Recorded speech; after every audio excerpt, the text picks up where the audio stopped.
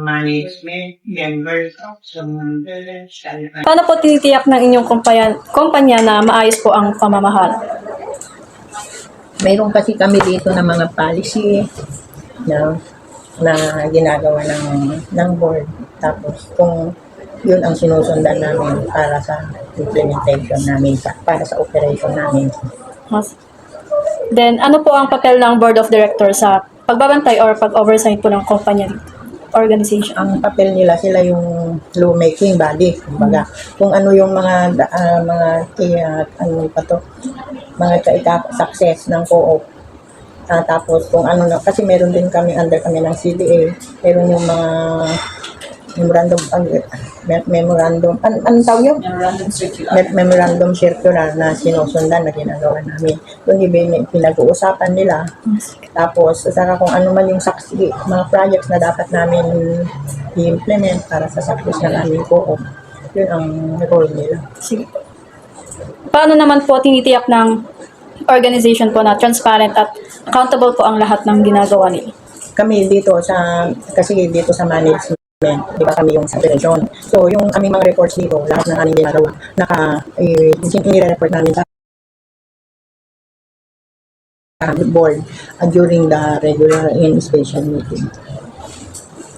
And ito po, anong mga hamon o problema ang nararanasan nyo sa pamamahala po sa organization or company?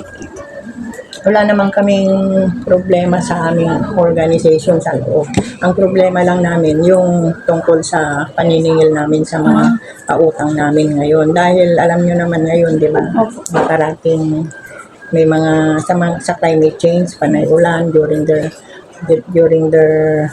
pagtatanim. May nalalayo. Ilocano ba kayo? Opo. May flooded, mga ganon. Kung ano yun yung mga problema namin. Yun ang mga... Kaya mahirap po silang... Mahirap ang trabaho namin ngayon, sa panahon ngayon. Lalo na naman, nagkaroon na naman ng war dito between US, Israel versus Iran. Di alam nyo naman, very affected tayo sa gasolina dahil doon mostly nanggagaling ng mas mahal na naman. Sila na naman affected naman sila na naman dahil mahal ang diesel. Okay po. Dito naman po tayo sa business ethics po. Yung tama at mali sa pagtatrabaho. Mali sa? Dito sa loob po ng organization. Anong mga karaniwang ethical dilemmas or ethical na problem na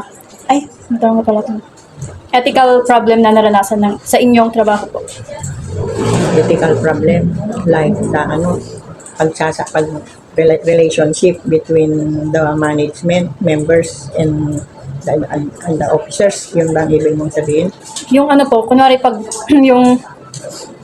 kunwari ginagawa po nilang mali, ganun po, or tama sa loob dito po sa organization. Wala naman silang ginagawang mali. Usually lang tungkol nga lang sa mayroon lang. Yun nga sinabi ko kanina doon sa collection namin na nahihirapan silang maningil. So wala pa po kayong na-experience dito na may gumawa po ng unethical? Wala po sa aking stay dito kasi kailan lang naman ako na-appoint dito November 2024 lang. At sa akin wala. Sige. Mababait naman sila. Sa pagkikisama naman mababait naman kaming lahat. O di ba, Be? Siya yung aming accountant. Si Vera. Meron po ba kayong code of ethics dito po or yung mga process po or gabay sa tamang asal sa kumpanya po para po maiwasan? Oo, meron. Tapos meron din kaming nag-attend din kami ng mga seminar like Zoom, pagdating sa values. Sige po.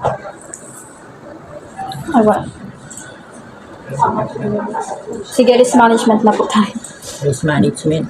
Ano po ang mga pinaka-top na risk na nangyari or hinarap po ng kumpanya niyo po? Yun nasa collection. Yun kung paano kami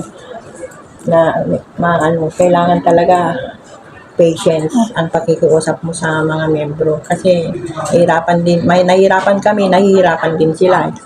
Since nahirapan po yung maningil po ng collections. Kasi ang ginagawa namin kasi meron kaming dito na may loan monitoring kasi kami, loan officer. So may na-submit namin, na ibibigay namin mga data kung yung mga members namin, yung mga promise nila pag kinausap namin na magbabayad ng monthly, ay daily, weekly, semi-monthly o monthly. Kailangan, pag hindi sila nakamonitor yan, kung talagang nasusunod nila yun, mga ganon. Tapos, yung mga collectors naman, yung ibibigay niyang pupuntahan sa mga barangay, mga ganon. Or kung hindi naman, meron kami yung tinetext namin sila, tinatawagan, ganon. Since nasabi niyo po kayo na mahirap po mag-collect ng mga utang po, paano niyo po na-assess yung mga ganito pong problema? Ano namin na-assess, hindi talagang ganon ang ano namin. Yung gano'n lang. Kaya wala kaming magawa kung wala silang pangbayad. Ay, ganun po. Pag pero mayroon kaming na kung pwede sana magkaroon. Kasi may nagpang kasi dito co-maker ang pan namin. Hindi katulad yung iba na kailangan din ng collateral. Pero kung mayroon naman silang pang collateral, mas maganda. Pero nasanayan na kasi dito na yung dahil nga cooperative, alam niyo naman yung cooperative, ang kanyan dito is samaan. Kaya dapat yung mga homemaker, kaya yung imbes na yun ang kinukuha namin, yung collateral, dahil may share capital naman sila, doon namin binebase doon sa pagkukulateral ng mga member namin. Yun nga, tulungan nga, kaya by co-maker ang pan namin. Ito naman po. Gaano niyo po kadalas nililid yung mga mga panganib na ganito? For example po yung pag di niyo po sila nako-collect. Ganun. Basta continuous monitoring pa, continuous ang tawag namin, visitation, Oh.